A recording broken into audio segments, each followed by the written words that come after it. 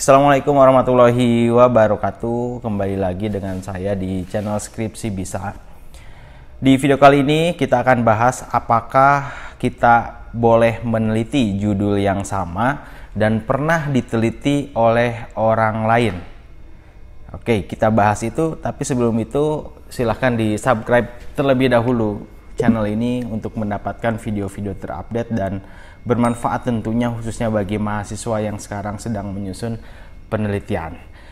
Sebelum menjawab pertanyaan itu, ada beberapa hal ya yang harus diketahui oleh kalian. Yang pertama, ada beberapa cara atau dasar yang menjadi pijakan untuk memulai menulis sebuah karya ilmiah, baik itu skripsi, tesis ataupun disertasi. Hal-hal yang menjadi dasar atau pijakan itu adalah yang pertama, adanya novelty atau keterbaruan. Artinya bidang yang dikaji ini sangat baru dan relevan dengan kebutuhan masyarakat. Kemudian yang kedua, ini memberikan kontribusi nyata kepada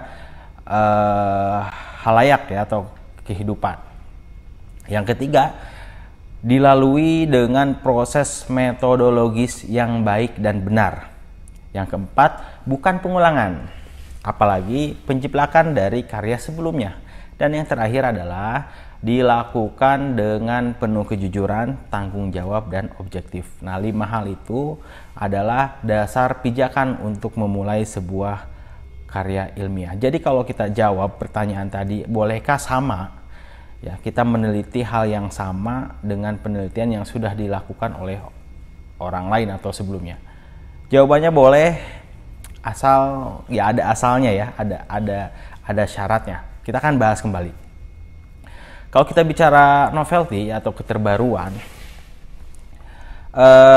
ini sangat penting dan dijadikan sebagai tolak ukur karya ilmiah adalah keterbaruan.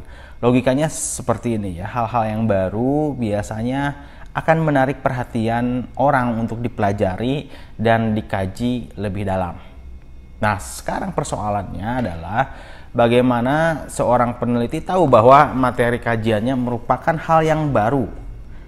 Tentu hal ini bisa dilakukan dengan cara melakukan kajian terhadap penelitian atau studi-studi terdahulu yang sudah terpublikasi ya, bisa lewat jurnal, buku ilmiah, majalah, dan lain sebagainya.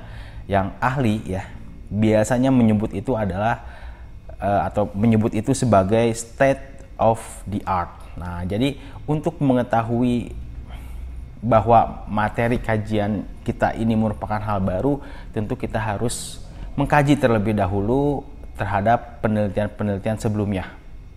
Nah, di dalam tahapan ini biasanya ini sulit dan banyak peneliti, khususnya peneliti pemula seperti mahasiswa, yang merasa putus asa dalam tahapan ini sebab pekerjaan ini cukup menguras energi dan pikiran yang tidak sedikit tentunya ya.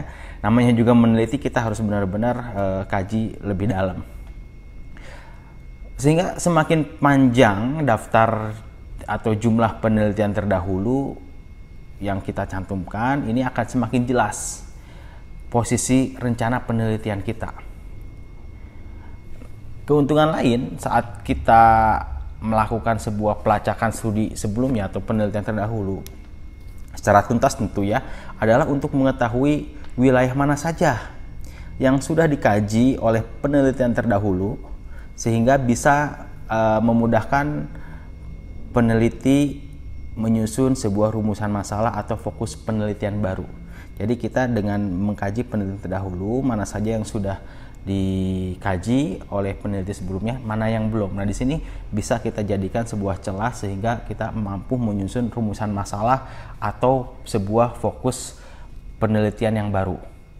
Tentu dalam menyusun rumusan masalah ini pun tidak mudah ya. Banyak orang yang menemukan kesulitan di sini karena berangkat dari sebuah pengetahuan yang kosong, sehingga rumusan masalah itu disusun bukan merupakan rumusan masalah atau pertanyaan penelitian yang sesuai dengan metodologi penelitian. Jadi banyak yang keliru juga dalam menyusun sebuah pertanyaan penelitian karena berangkat dari pengetahuan yang kurang ya. Atau bisa jadi rumusan masalah yang disusun ini ya bermasalah gitu ya. Ini sering dijumpai di dalam proposal atau hasil penelitian pemula ya. Rumusan masalah penelitian bukan sekedar pertanyaan biasa, melainkan pertanyaan konseptual yang untuk menjawabnya itu diperlukan renungan dan analisis data. Salah satunya tadi dengan pelacakan studi literatur ya, penelitian terdahulu. Nah, para ahli menyarankan untuk tidak membuat sebuah pertanyaan penelitian atau rumusan masalah yang bersifat teleologis. Artinya pertanyaan yang jawabannya itu sudah banyak diketahui halayak umum. Nah, untuk menghindari itu, maka seorang peneliti ya bisa mengajukan pertanyaan penelitian berangkat dari masalah yang telah diteliti sebelumnya. Ini tentu boleh dilakukan ya. Kita melakukan penelitian berangkat dari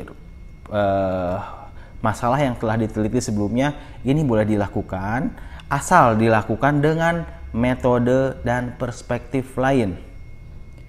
Gejala yang sama, fenomena yang sama diteliti dengan cara yang berbeda dan dengan menggunakan perspektif yang berbeda, ini akan memperkaya hasanah pengetahuan. Jadi sah-sah saja apabila penelitian kita sama dengan penelitian sebelumnya, sah-sah saja fenomena atau gejala yang diteliti ini sama dengan peneliti sebelumnya, namun harus menggunakan perspektif yang berbeda, harus menggunakan cara yang berbeda, sehingga akan muncul sebuah keterbaruan. Nah, seperti itu. Jadi silahkan untuk meneliti dengan judul yang sama, dengan penelitian yang sama, namun lihat apakah atau cara apa yang memang membedakan, kemudian perspektif apa yang beda dari penelitian terdahulu. Untuk itu perlu dilakukan sebuah kajian literatur yang mendalam dan menyeluruh. Itu aja. Mudah-mudahan ini bermanfaat bagi kalian semua.